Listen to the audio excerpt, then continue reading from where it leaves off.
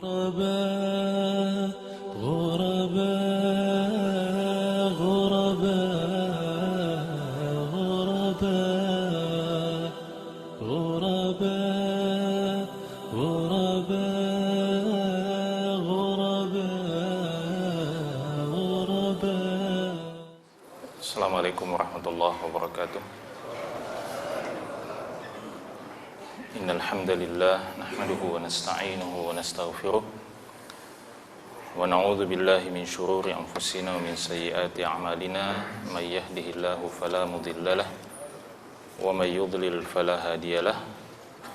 Asyhadu an la ilaha illallah wahdahu la syarikalah wa asyhadu anna Muhammadan abduhu wa rasuluhu alladzi la nabiyya ba'd. Amma ba'd, fa inna asdaqal hadithi kalamullahi azza wa jal wa khairal hadi hadi Muhammadin sallallahu alaihi wasallam wa syarral umuri muhdatsatuha wa kullu muhdatsatin bid'ah wa kullu bid'atin dhalalah wa kullu dhalalatin finnar. Jamaah salat maghrib yang dimuliakan oleh Allah Subhanahu wa taala, kita bersyukur kepada Allah Subhanahu wa taala pada malam hari ini kita masih diberikan kesempatan untuk hidup sebagai seorang muslim, untuk hidup sebagai seorang hamba Allah Subhanahu wa taala yang melewati episode kehidupan kita malam hari ini dengan beribadah kepada Allah Subhanahu wa taala. Kita selalu berdoa dan selalu meminta serta berharap kepada Allah Subhanahu wa taala, mudah-mudahan seluruh episode kehidupan kita di muka bumi ini menjadi episode ibadah dan amal soleh, dan kemudian pada akhirnya nanti ketika kita ditakdirkan untuk menyelesaikan episode kehidupan di dunia ini, kita mengakhirinya, kita menutupnya juga dengan beribadah dan beramal soleh karena Allah Subhanahu wa ta'ala. Jamaah yang dimuliakan oleh Allah Subhanahu wa ta'ala, malam hari ini insyaallah kita akan kembali melanjutkan pembahasan dan kajian adab menuntut ilmu yang kita bahas dan kita kaji melalui salah satu kitab yang ditulis oleh salah seorang ulama kita yang berjudul Ta'limul Muta'allim fi Tariqi At-Ta'allum, yang ditulis oleh Al-Imam Burhanuddin Az-Zarnuji Al-Hanafi rahimahullahu ta'ala. Kita akan melanjutkan pembahasan kita. Terakhir kita telah memasuki satu pasal baru yang oleh penulis buku ini diberi judul dengan Faslun fit Tawakkul. Satu pasal yang membahas tentang pentingnya sikap tawakal dimiliki oleh seorang penuntut ilmu. Salah satu bentuk tawakal yang menurut saya menarik yang beliau masukkan dalam pembahasan tawakal di sini adalah beliau mengatakan dan menasihati kita para penuntut ilmu. Beliau mengatakan wala budda li talibil ilmi min tahammulin nasabi wal masyaqqati fi safarit ta'allum. Jadi seorang penuntut ilmu, kata beliau, seharusnya mampu untuk memikul beban dan kesusahan fi safarit ta'allum, dalam perjalanannya untuk mencari ilmu. Jadi mungkin bagi kita yang baru hadir ya mungkin tidak ada salahnya kalau kita ulangi dan kita tegaskan kembali bahwa kewajiban menuntut ilmu itu adalah kewajiban yang melekat pada diri setiap muslim. Siapapun orangnya, apapun profesinya, apapun jabatannya, ya, apapun strata sosialnya, selama dia menyandang predikat sebagai seorang muslim, maka berarti dia juga menyandang kewajiban atau memikul kewajiban menuntut ilmu. Ya, dalam hadis yang sudah berulang-ulang kali kita sampaikan, Nabi kita Muhammad SAW mengatakan, talabul ilmi faridatun ala kulli muslim. Menuntut ilmu itu hukumnya fardu, wajib atas setiap muslim. Jadi ketika Nabi SAW mengatakan ala kulli muslim, ini dalam ilmu usul fiqih disebut sebagai sighatul umum. Ya.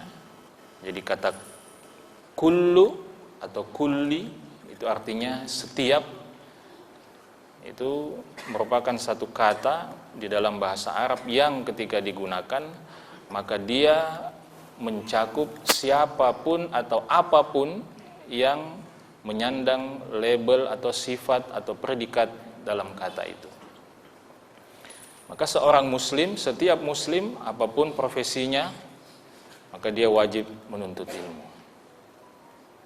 Selama dia adalah seorang muslim, dan kalau kaidah lainnya mengatakan meskipun di situ disebut muslim, tidak disebut muslimah, tetapi hukum asalnya semua kewajiban yang diwajibkan oleh Allah dan Rasulnya kepada setiap muslim, hukum asalnya juga wajib atas setiap muslimah, kecuali ada dalil khusus yang mengeluarkan salah satu dari kedua pihak ini, baik muslim ataupun muslimah, dari kewajiban tersebut. Jadi siapapun, tukang beca, penjual sayur, presiden, gubernur, bupati, pengangguran, ibu rumah tangga, selama dia menyandang predikat sebagai muslim atau muslimah, maka dia terkena kewajiban untuk apa?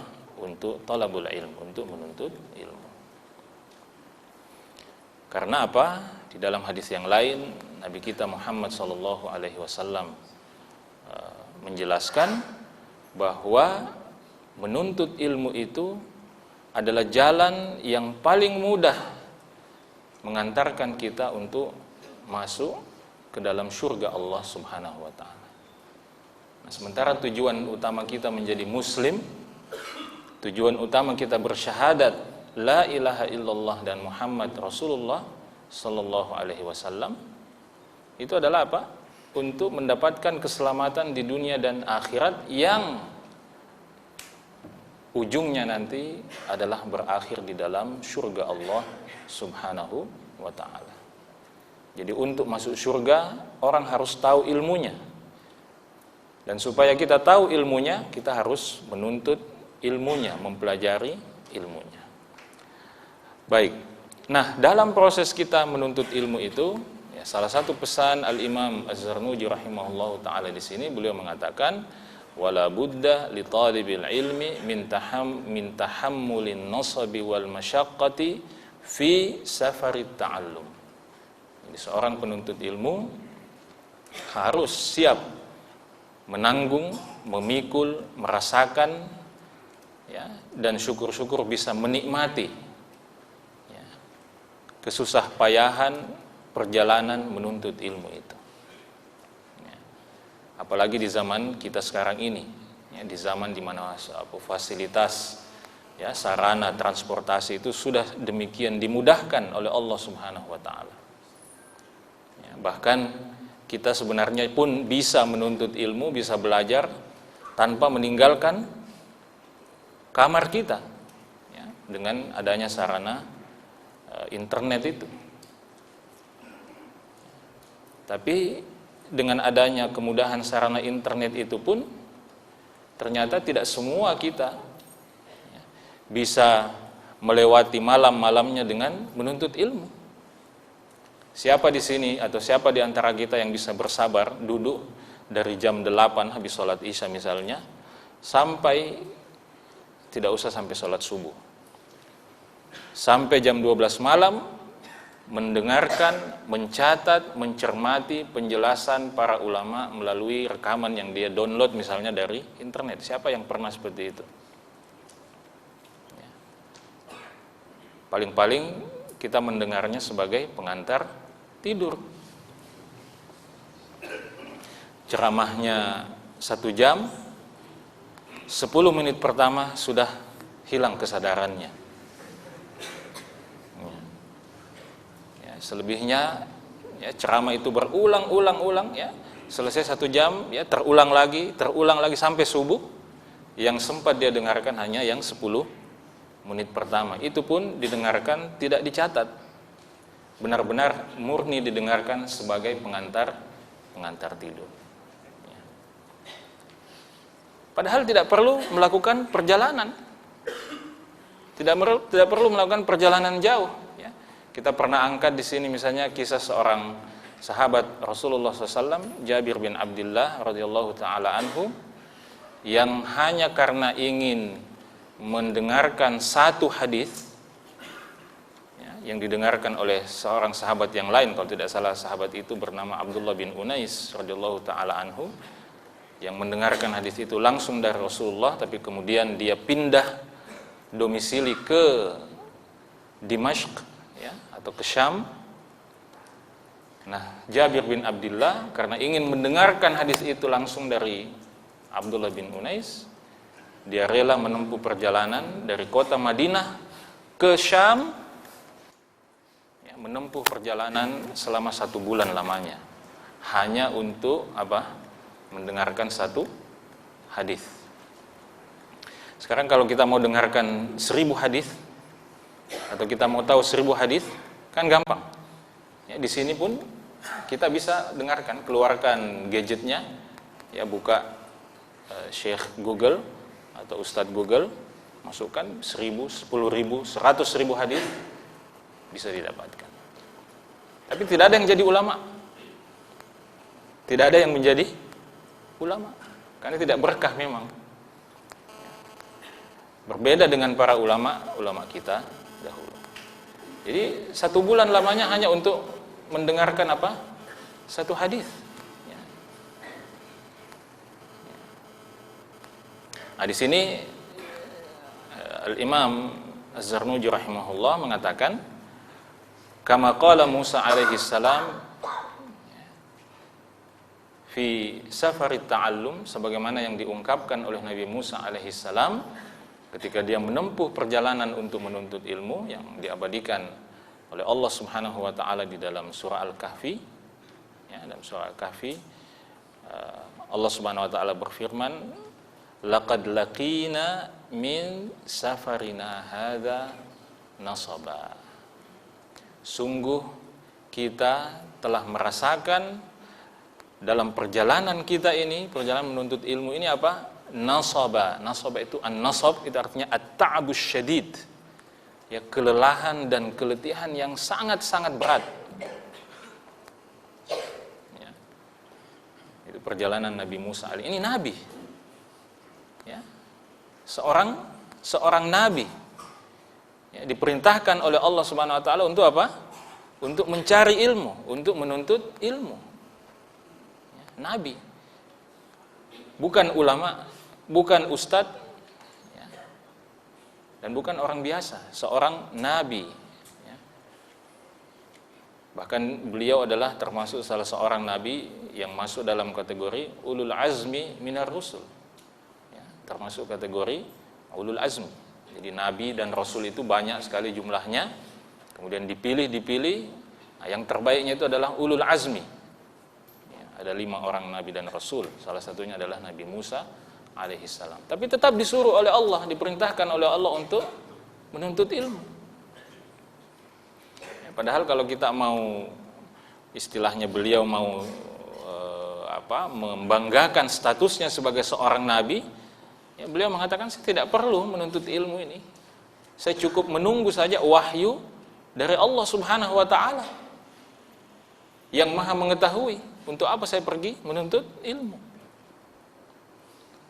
Nah, jadi memang itu menjadi sunnatullahnya ya, menuntut ilmu itu ya, semakin terasa kelelahannya, semakin kita bisa menikmati kelelahannya, maka insya Allah akan semakin besar berkahnya ilmu itu. Ya. Nah, semakin terasa ilmu itu susah payah kita dapatkan, maka akan terasa nilainya, akan berharga ilmu itu dalam diri kita. Tapi kalau dia gampang didapatkan, terlalu mudah diperoleh, itulah yang saya biasa angkat di sini. Kenapa ilmu yang kita dapatkan di internet itu tidak terasa berkahnya? Itu salah satu sebabnya barangkali itu. Karena terlalu mudah untuk didapatkan. Ya. Sehingga meskipun kita sudah dapatkan hari ini misalnya ilmu gitu ya, kita baca tulisan kah, artikel kah, atau apalah di internet. Tapi kita tidak akan pernah berpikir untuk katakanlah misalnya mencatat ilmu itu, menghafalkan ilmu itu. Kenapa? Karena kita mengatakan, gampang. Nanti kalau saya butuh, saya buka lagi Google. Kan begitu. Ya, karena terasa begitu mudah, maka tidak berkah. Ya, nanti ketika kita berada di hutan rimba yang tidak ada sinyal, tidak ada Google, tidak ada apa, ya baru terasa. Tapi para ulama kita, rahimahumullah, mereka menikmati betul at-ta'ab wan nasab wal masyaqqah, kelelahan, keletihan, kepayahan untuk apa? Dalam menuntut ilmu itu. Ya, perjalanannya, ya kita di sini pernah angkat ya kisah salah seorang murid Imam Ahmad bin Hanbal rahimahullah yang bernama Baqiyu bin Makhlad Al-Andalusi rahimahullah taala. Ya, yang negeri asalnya adalah Andalus, ya, Spanyol hari ini, dan beliau meninggalkan kampung halamannya berjalan kaki. Tapi itu biasa. Sebagian ulama bahkan karena berjalan kaki itu sampai akhirnya, mohon maaf, dia kencing darah dalam perjalanan itu. Tapi itu tidak menghalangi dia untuk terus menghadiri majelis ilmu. Bahkan kalau kita baca misalnya kisah-kisah perjalanan para ulama menuntut ilmu di negeri-negeri Kaukasia, ya, Kaukasia itu sekarang ya wilayah Uni Soviet, ya wilayah Rusia sekarang itu kan wilayah yang dikenal sebagai wilayah yang kalau dinginnya itu ekstrim sekali, ya, dinginnya sangat ekstrim. Sebagian ulama itu dalam perjalanan menuntut ilmu menemui para ulama di wilayah-wilayah itu, ya, mungkin kita pernah dengar wilayah Naisabur, ya, wilayah ya, yang masuk wilayah Iran sekarang ini, ya, dahulu Ahlus Sunnah yang menguasai di sana. Ketika para ulama itu menempuh perjalanan ke wilayah-wilayah seperti itu, sebagian di antara mereka itu bahkan sampai harus kehilangan jari-jarinya karena apa? Dingin. Ya, dingin yang sangat sangat ekstrim menyebabkan apa? Jari-jari mereka itu copot, ya, lepas. Bahkan ada ulama yang hanya menggaruk telinganya, tiba-tiba lepas telinganya, ya, karena cuaca dingin itu. Itu sampai seperti itu. Ya. Alhamdulillah kita ini ya, hadir majelis ilmu, majelis taklim, belum ada yang sampai seperti itu. Ya, tapi ulama kita seperti itu. Untuk mempelajari. Itu baru cerita perjalanannya. Ya, Imam Ahmad Ibnu Hanbal rahimahullahu taala itu juga dikenal sebagai sebagai seorang ulama yang berkeliling, ya, berkeliling ke berbagai negeri untuk menemui para ulama. Dikisahkan dalam salah satu perjalanannya menuntut ilmu, beliau ingin menemui seorang ulama hadis di Yaman yang bernama Abdul Razak As-San'ani rahimahullahu taala. Dalam perjalanan itu dia bersama dengan seorang ulama hadis yang lain, Yahya bin Ma'in rahimahullahu taala. Sebelum mereka ke Yaman, mereka singgah dulu ke Mekah, dan qadarallah, Allah menakdirkan di Mekah itu mereka bertemu dengan Abdul Razak As-San'ani. Jadi rupanya Abdul Razak As-San'ani ini juga pada waktu itu sedang di Mekah untuk menunaikan haji, dan mereka bertemu di sana. Maka Yahya bin Ma'in mengatakan kepada Imam Ahmad, oh ya sudah, kalau begitu kita tidak perlu jauh-jauh ke Yaman, ya, karena orang Yaman yang kita mau temui ini sudah ada di sini di Mekah. Tidak perlu kita menempuh lagi perjalanan dari Mekah ke Yaman untuk menemui siapa? Abdul Razak As-San'ani. Tetapi Imam Ahmad mengatakan tidak. Saya sejak awal keluar meninggalkan kampung halaman saya untuk menemui Abdul Razak As-San'ani di Yaman. Dan saya akan temui dia, saya akan belajar kepada dia di Yaman, bukan di Mekah. Ya. Jadi saya akan temui dia di Yaman dan bukan di Mekah. Ya. Itu ya, Imam Ahmad rahimahullahu ta'ala. Ya. Karena mereka tahu setiap langkah yang mereka ayunkan dalam perjalanan menuntut ilmu itu tidak ada yang sia-sia di sisi Allah Subhanahu wa taala. Ya. Setiap langkah, setiap kelelahan, setiap kepayahan yang mereka rasakan dalam perjalanan menuntut ilmu itu apa? Tidak ada yang sia-sia di sisi Allah Subhanahu wa taala. Ya. Semua akan semakin mendekatkan mereka kepada surga Allah Subhanahu wa taala. Jadi tidak ada ruginya. Setiap pengorbanan yang mereka keluarkan untuk menuntut ilmu syar'i, mempelajari agama Allah Subhanahu wa taala, sebesar apapun itu menjadi investasi mereka di sisi Allah Subhanahu wa taala. Ya, menjadi investasi mereka. Menjadi tabungan mereka di sisi Allah Subhanahu wa taala.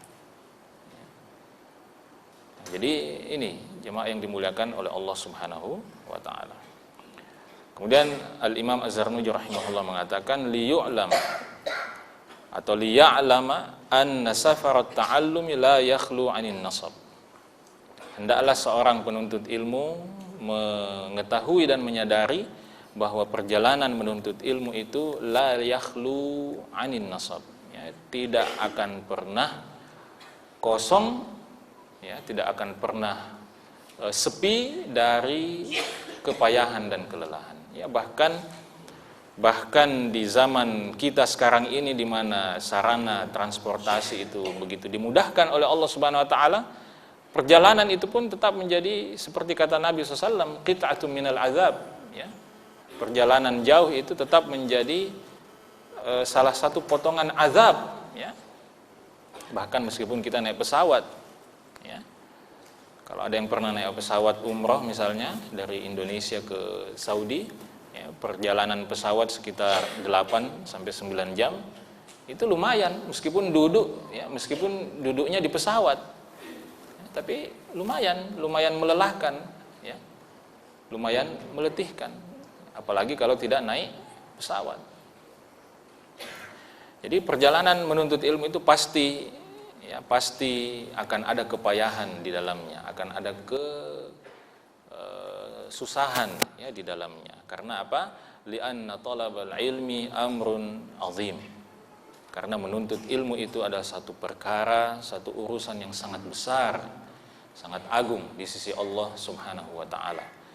Ya, wa huwa afdalu minal ghuzati inda aktsaril ulama. Bahkan seorang penuntut ilmu atau seorang yang menempuh perjalanan menuntut ilmu itu afdalu minal ghuzati inda aktsaril ulama. Menurut kebanyakan ulama, menurut mayoritas ulama, kata Al-Imam Az-Zarnuji, itu lebih utama daripada orang yang pergi berperang.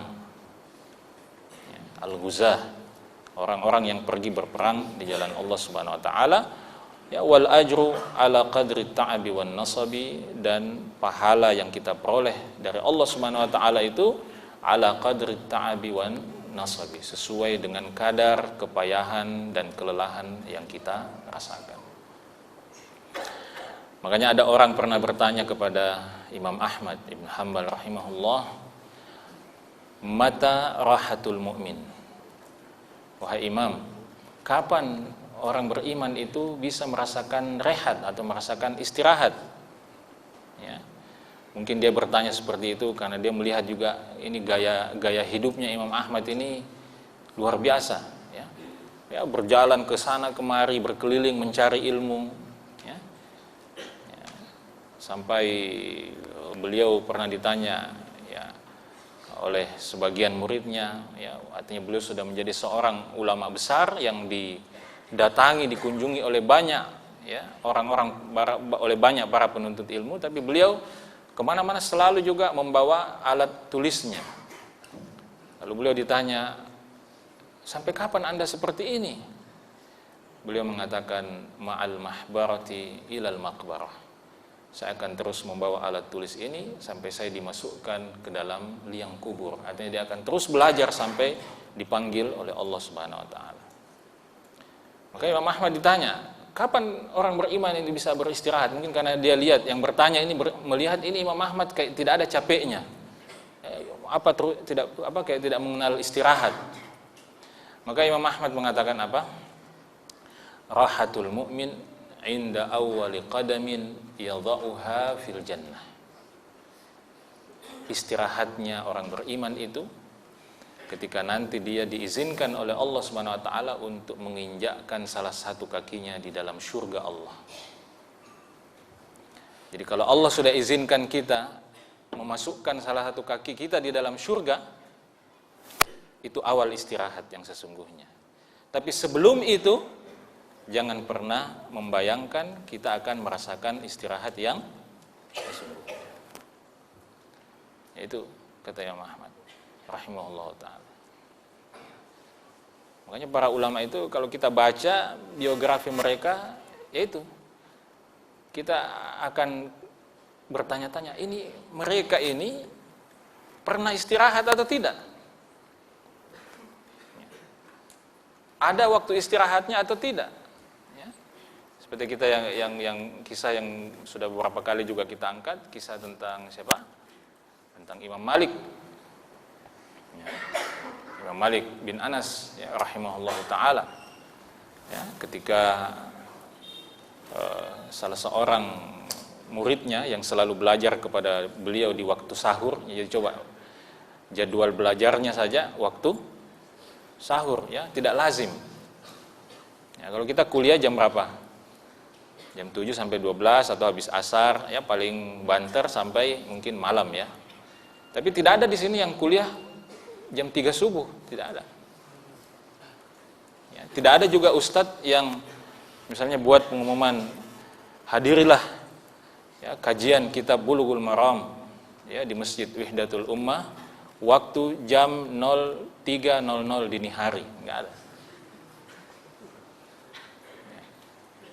Sebab ustadznya juga ragu kalau dia buat pengumuman seperti itu ada yang hadir atau tidak, itu masalahnya. Nah, tapi ini murid Imam Malik ini setiap waktu sahur menjelang subuh dia datang untuk belajar 2-3 hadis dari Imam Malik. Sampai akhirnya dia tertidur. Imam Malik sudah keluar ke masjid untuk sholat subuh. Kemudian seorang budak wanita Imam Malik keluar di pintu. Dia lihat ada orang tidur di depan pintu. Dia pikir ini budak laki-laki Imam Malik.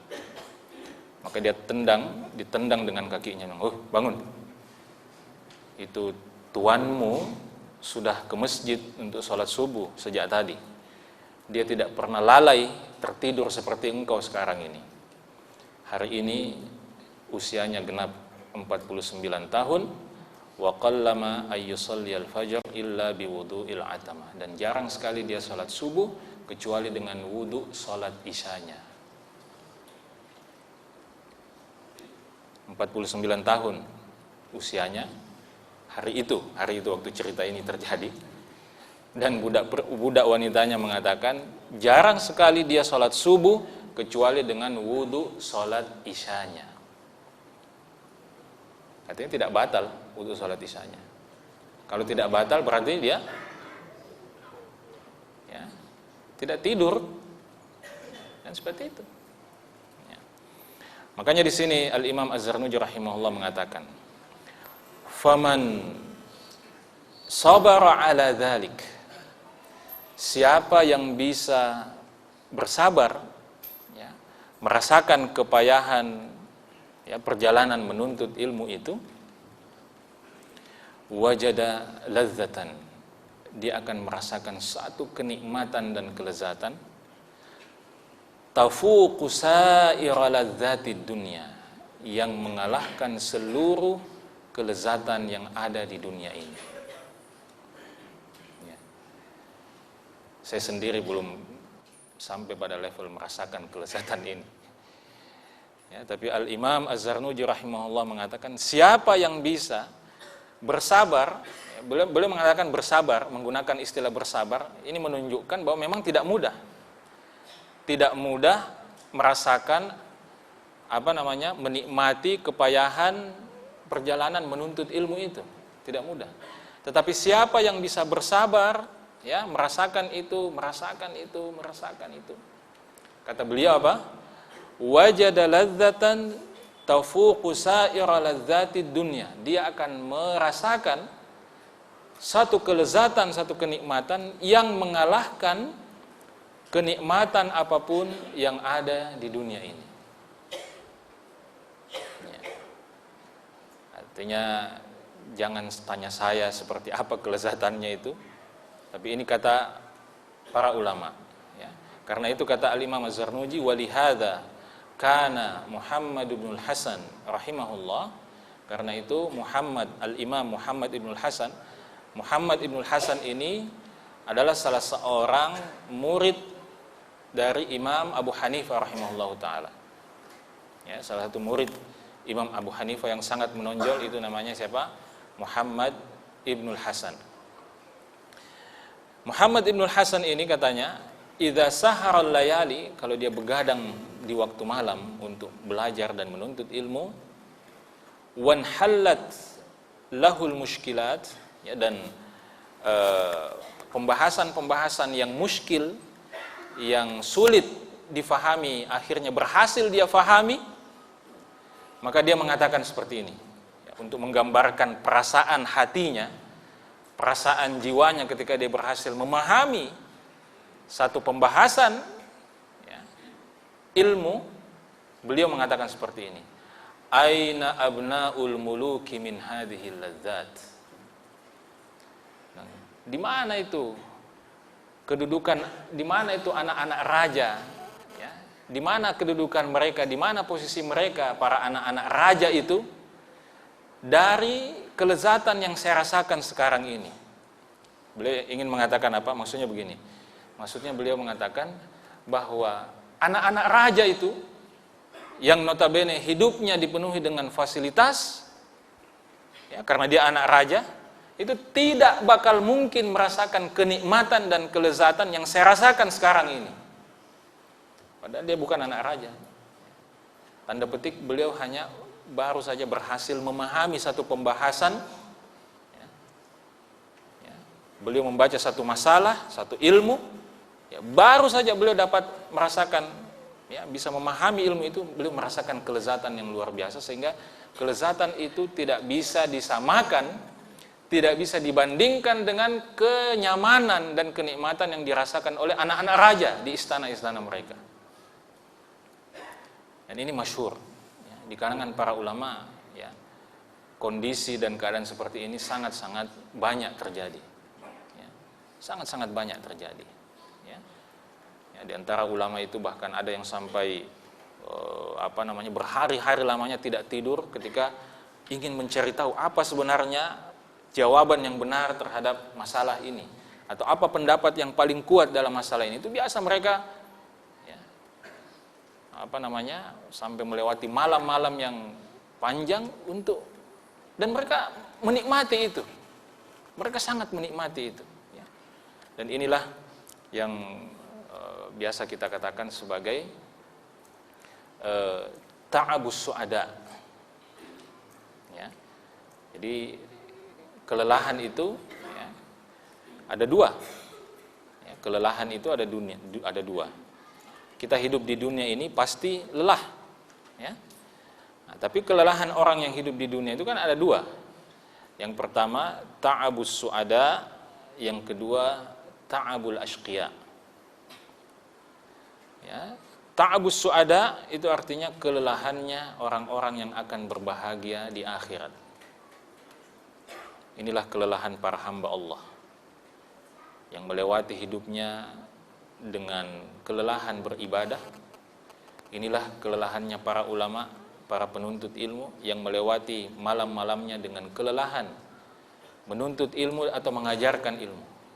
Mereka lelah, tapi lelah yang mereka rasakan adalah kelelahannya orang-orang yang akan berbahagia di akhirat. Nah, yang kedua, ta'abul ashqiya, kelelahannya orang-orang yang akan sengsara di akhirat. Dia capek di dunia, ya. Dia lelah di dunia, tapi di akhirat lebih capek lagi, lebih lelah lagi. Itulah kelelahannya orang yang melewati hidup di dunia ini dengan lalai kepada Allah, dengan maksiat kepada Allah Subhanahu wa taala. Ya.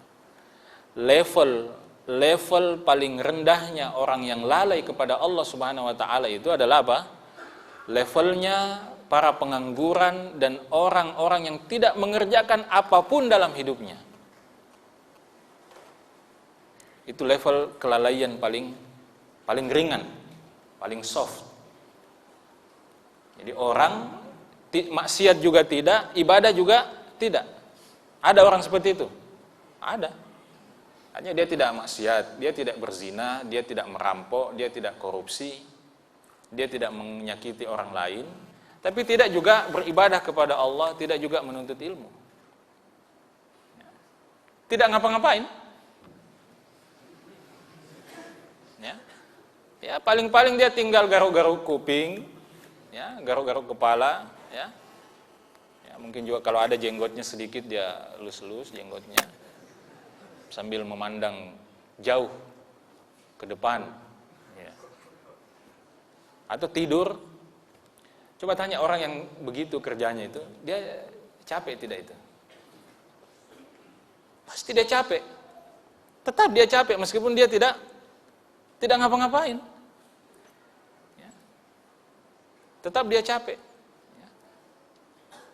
Yang punya pengalaman lebih banyak tidur di bulan Ramadan itu bisa rasa itu. Ya. Kalau puasa tidur sepanjang siang, ya itu paling kurang kita bangun itu rasanya sakit kepala, itu paling kurang. Itu menunjukkan bahwa tidur pun ternyata bikin capek.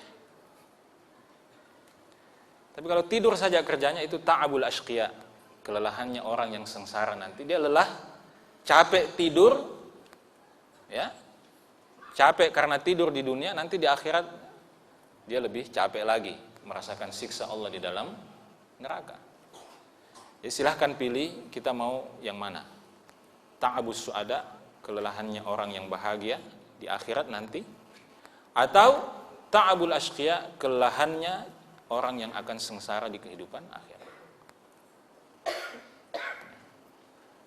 Dan para ulama, para penuntut ilmu, orang-orang soleh memilih yang pertama.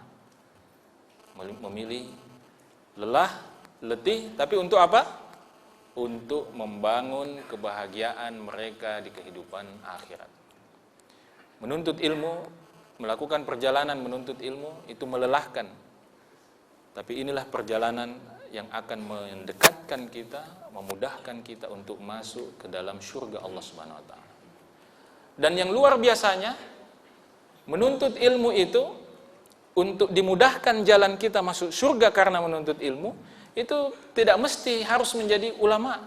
Artinya, dalam perjalanan kita itu tidak mesti kemudian kita berhasil menjadi ulama. Sekedar menempuh saja perjalanan menuntut ilmu itu, meskipun kita mungkin meninggal dunia sebelum sempat menjadi ulama, itu sudah apa? Sudah akan memudahkan insyaallah jalan kita masuk ke dalam surga Allah Subhanahu wa taala. Maka jemaah yang dimuliakan oleh Allah Subhanahu wa taala, sekali lagi bahwa menuntut ilmu, belajar, mendalami agama Allah Subhanahu wa taala itu pasti melelahkan, pasti membosankan. Tetapi itulah kelelahan dan kebosanan yang akan membahagiakan kita insyaallah pada hari di mana kita menghadap Allah Subhanahu wa taala, pada hari di mana setiap amal perbuatan kita ditimbang di hadapan Allah Subhanahu wa ta'ala. Maka selamat menikmati kelelahan dan keletihan menuntut ilmu, selamat menikmati kelelahan dan keletihan melewati malam-malam dengan membaca ilmu, dengan mempelajari ayat-ayat Allah, mempelajari sabda-sabda Rasulullah SAW, sampai nanti akhirnya kita menghadap Allah Subhanahu wa ta'ala. Subhanakallahumma bihamdik, asyhadu an la ilaha illa anta, astaghfiruka wa atubu ilaik.